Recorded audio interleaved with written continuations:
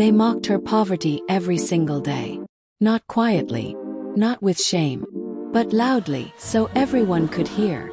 In the busy town of Ajagunlia market, where the sun rose with noise and slept with dust, Zainab stood behind a wooden table no bigger than a coffin. On it were sachets of pure water, ground nuts wrapped in old newspaper, and 2 loaves of bread she could never afford to eat herself. "See this one again," a girl laughed, snapping her fingers. Market don't close, she still dey count sachet water like gold.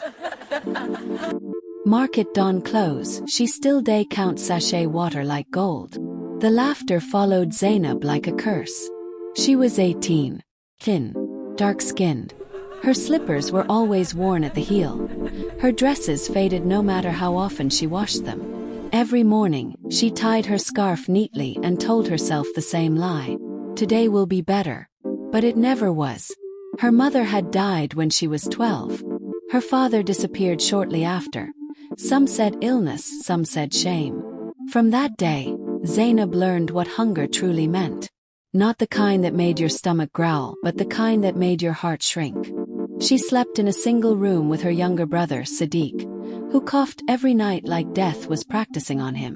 "Zainab," he would whisper, voice shaking, "will I go to school again?" She always smiled. "Yes, I promise." But promises were expensive. That afternoon, the market was unusually busy. Big cars arrived. Clean shoes stepped on muddy ground. Everyone straightened their stalls. A wealthy woman emerged from a black SUV. Madame Ronquet, wife of a powerful businessman. The moment Zainab saw her, her heart jumped. Maybe she will buy bread. Maybe today. Zainab stood quickly. "Good afternoon, Ma." Before she could finish, Madame Ronquet looked at her from head to toe and frowned. "Why do poor people always rush like flies?" she said loudly. "Is this how you greet?" The market went silent. Then laughter exploded. Zainab's ears burned. I'm sorry, Ma." Madame Ronquet picked a loaf of bread, squeezed it, then dropped it back like it was dirty. "Is this even fresh? Look at her hands. God forbid." She walked away without paying. Someone clapped. Someone hissed. Someone said, "Poverty no be disease but e-day smell." Zainab bent down slowly and rearranged her bread with shaking hands. She did not cry. She had learned that tears only gave them more joy. What nobody in that market knew, what nobody had ever bothered to ask, was that Zainab had once lived in a house with marble floors. That she once slept on a bed so big she could roll from one side to the other. That her mother once wore diamonds, not dust. And that the name they mocked was not even her real name. 10 years earlier, the house smelled of jasmine and fresh paint. A little girl sat by the window, drawing with crayons imported from abroad. "Zainab," a woman said gently, adjusting her gold bracelet, "never forget who you are." The girl nodded. "I won't, Mama." Outside, men in suits argued in low voices. One of them shouted, "This will ruin everything." A loud crash followed. That night, Zainab was woken by fire, smoke, screams, her mother's hands shaking as she pushed her into a car. "Listen to me carefully," her mother said, tears streaming. "From today you are nobody. Do you understand?" Zainab cried. "But Mama," a gunshot echoed.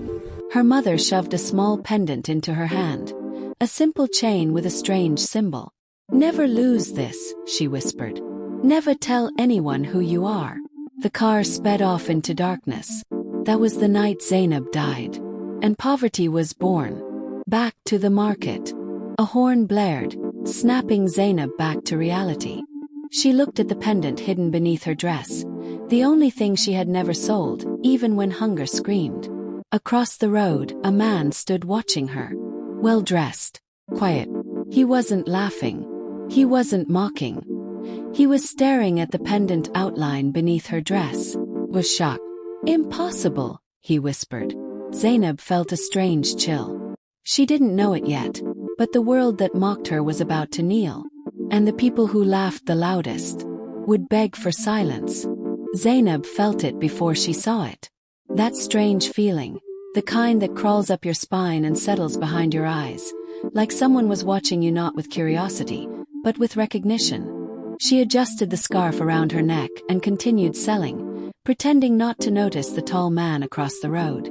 But every time she bent to arrange her sachet water, she felt his gaze.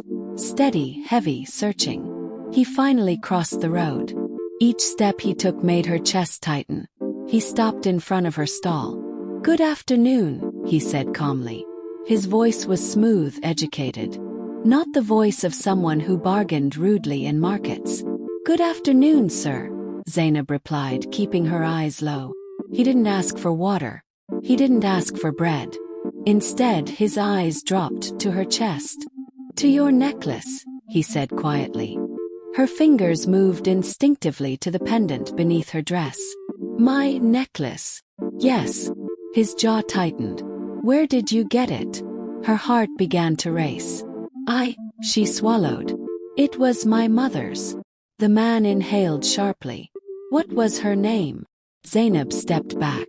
"I don't tell strangers my family matters." The man reached into his pocket and pulled out his phone. He opened a photo and turned it toward her. Zainab's breath stopped. It was her mother, younger, smiling, alive. The market noise faded. "Her name," the man said slowly, "was Hajia Safia Bello." Zainab felt the ground disappear beneath her feet. Her hands trembled. "How do you know that name?" she whispered. The man exhaled like someone who had been holding his breath for years. "Because I worked for your father." Her ears rang. "My father is dead," she said quickly. "Everyone says so." The man's eyes darkened. "No," he replied. "He was destroyed." Zainab couldn't hear the market anymore. All she heard was her heartbeat. "My name is Mr. Idris Lawal," he continued. "I was the chief legal advisor to the Bello Group." She shook her head violently. "That's not possible. We were poor. My mother sold vegetables." "No," he interrupted softly. "You became poor." People walked past them, laughing, bargaining, living, unaware that a buried world was cracking open in front of a bread seller. "That pendant," Idris said, lowering his voice, "is a family seal. Only one was ever made." Zainab clutched it tightly now. "Why are you telling me this?" "Because," he said, eyes filled with something close to regret, "someone has been looking for you for 10 years. Zainab's stomach twisted. "Who?" Idris hesitated. "The same people who burned your house." Her knees nearly buckled. "They thought you died that night," he continued. "Your mother made sure of that." Zainab remembered the fire, the screaming, the smell of smoke mixed with perfume. "She saved you," Idris said. "But she paid the price." Zainab's vision blurred. "So, all these years," she whispered, "we suffered for nothing?" Idris shook his head. "No. You survived." That word, survived, hit her harder than poor ever had. "But listen carefully," he said, leaning closer. "The people who ruined your family are powerful. If they find you now—" "I don't want anything," Zainab cut in quickly. "I just want to sell my bread. I just want my brother to live." Idris studied her for a long moment. "Your brother," he said slowly, "is sick, isn't he?" Her eyes widened. "How?" "I can help him," Idris said. "But only if you trust me." That night, Zainab sat on the floor of their small room, watching Sadiq struggle to breathe in his sleep. The coughing had worsened. She touched the pendant again. "Never forget who you are." Her mother's voice echoed in her mind. Outside, rain fell heavily, washing the dust off the streets, but not off her memories. She made a decision. The next morning, Zainab did not go to the market.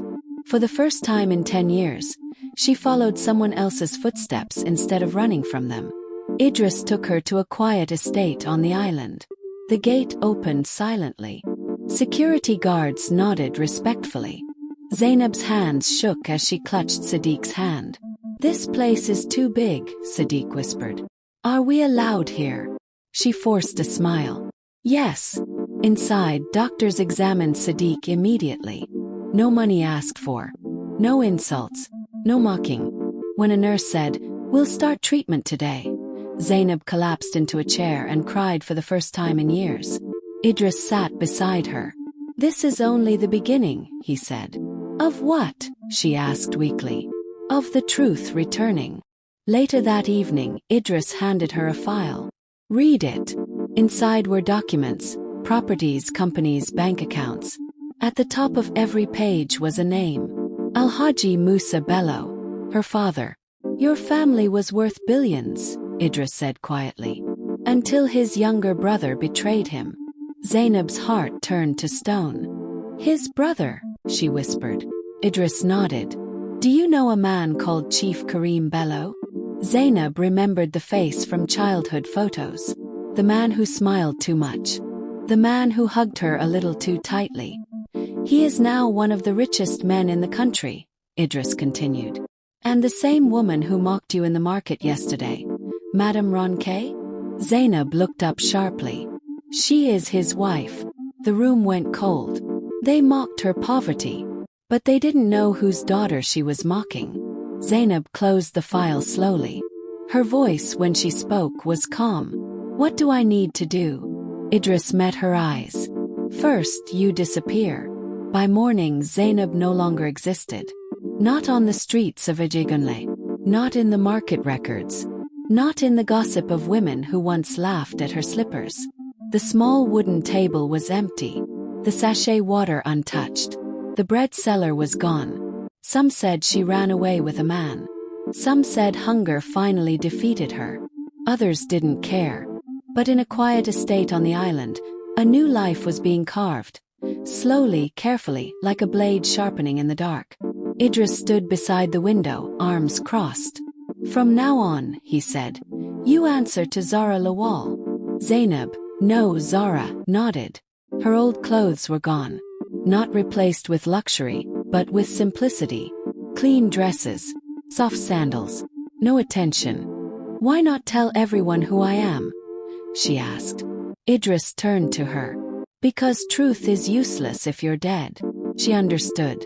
Power did not announce itself, it waited. For the first time in her life, Zara sat in a classroom without fear of being sent out for unpaid fees. She learned business law, counting, corporate warfare, how money moves silently. At night, she read her father's old journals. Kind man, trusting man, a man betrayed by blood. "Never confuse kindness with weakness," he had written. She underlined it. Sadiq healed, slowly, miraculously. One evening, he ran across the living room laughing. Running, something he hadn't done since childhood. Zara covered her mouth and cried. "I'll be rich one day," Sadiq said proudly. "And I'll buy you shoes that don't break." She knelt and hugged him tightly. "I don't need shoes," she whispered. "I just need you alive." 1 year passed. Zara stood before the mirror. She was still dark, still quiet, still herself. But her eyes had changed. They no longer begged. They calculated. Idris laid out documents across the table. "Chief Karim Bello is expanding," he said. "Real estate, oil servicing, media." Zara traced a name on one paper. "Bello Ventures Limited." "He used my father's ideas," she said. "Yes," Idris replied. "And his blood." Zara looked up. "Then I'll take them back." Idris hesitated. "Not with anger. With patience." She nodded. "I've been patient my whole life." 3 months later, Bello Ventures lost a major foreign partner. The reason? A young consultant named Zara Lawal had quietly advised them to withdraw, presenting evidence of financial irregularities buried for years. No accusations, no noise, just doubt. And doubt is deadly in business. Madame Ronku tossed in her silk bed. "Something is wrong," she muttered. Her husband dismissed it. "You worry too much." But the laughter she once threw at a bread seller now echoed strangely in her dreams. 2 years after she disappeared, Ajigunle Market buzzed again. A convoy of black SUVs rolled in. People whispered, "Who is that?" A woman stepped out. Simple dress and a calm face. She walked straight to the empty spot where a wooden table once stood. The women who used to mock her froze. Zara smiled politely. "Good afternoon," she said. No one recognized her. Except one. Madame Ronquet's eyes widened. The slippers were gone. Poverty was gone. But the eyes were the same. The market had never been this quiet. Zara stood where Zainab once begged for dignity. Her posture straight, her voice calm. The traders stared, some in awe, some in fear, some with jealousy burning behind their eyes. Madame Ronquet felt her throat go dry. It can't be her. But it was. The same eyes that once absorbed humiliation without tears, now reflected something far more dangerous. 2 days later, an envelope arrived at Bello Ventures headquarters. Not by courier, by hand. Inside was a single card. Zara Lawal, Managing Consultant Elcor Advisory. Dinner invitation. Private discussion. Chief Karim Bello laughed when he read it. "Who is this girl?" he scoffed. "Another hungry consultant." But his laughter faded when his secretary whispered, "She's the reason South Corps pulled out of the Ikoyi deal." Silence followed. The restaurant overlooked the ocean. Chief Karim arrived in confidence and diamonds. Zara arrived in silence and simplicity. He studied her face. "You look familiar," he said. She smiled faintly. "You meet many people, Chief. They talk business. Numbers. Projections." Then Zara slid a thin file across the table. "Do you remember this?" she asked. His fingers froze. Inside were photos from 10 years ago. The burned house. The forged signatures. The bank transfer to an offshore account. Chief Karim's face drained of color. "Where did you get this?" Zara leaned forward. "My father kept records." The word father hung between them like a gun. "You're lying," he said hoarsely. Zara removed the pendant from her neck and placed it on the table. His hands began to shake. "That seal," he whispered. "I buried that family." "You burned a house," Zara replied calmly. "You didn't burn the truth." He stood abruptly. "Name your price," he hissed. "People like you always have one." Zara stood too. "I want my father's name cleared," she said. "And everything you stole returned to the people you destroyed." He laughed, sharp and desperate. "You think the world cares about justice?" She met his eyes. "They care about scandal." 1 week later, the news exploded. Bello Ventures under federal investigation. Documents leaked. Audits released. Partners withdrew. Madame Ronquet fainted live on television. The same stations that once celebrated wealth now dissected its rot. The courtroom overflowed. Zara entered quietly, dressed in black. When asked to state her name, she paused. "My legal name," she said steadily, "is Zainab Sophia Bello." The room gasped. The judge leaned forward. "My father was Al-Haji Musa Bello," she continued. "He was murdered by greed. I survived by silence." Chief Karim collapsed into his seat. Guilty. Sit seized. Companies dissolved. Titles stripped. The powerful fell, not with noise but with paperwork. Outside the courthouse, reporters pushed microphones toward her. "Do you forgive them?" Someone shouted. Zara paused. "I don't forgive," she said softly. "I move forward." She turned away. Not rich in vengeance, but wealthy in peace. The cameras followed Zara until the courthouse doors closed behind her. Outside, people argued. Some called her a hero. Some called her dangerous. Some whispered, "If only we had known." But Zara heard none of it. Because the loudest battles of her life had already been fought in silence. 3 months later, the seized assets were transferred. Billions. Properties. Heirs. Land. Idris placed the final document in front of her. "It's all legally yours now," he said. "Bello Holdings has been restored under your name." Zara closed the file gently. "I don't want it," she said. Idris looked up sharply. "What?" "I want something better." Within weeks, headlines changed again. Zara Bello launches Sophia Foundation.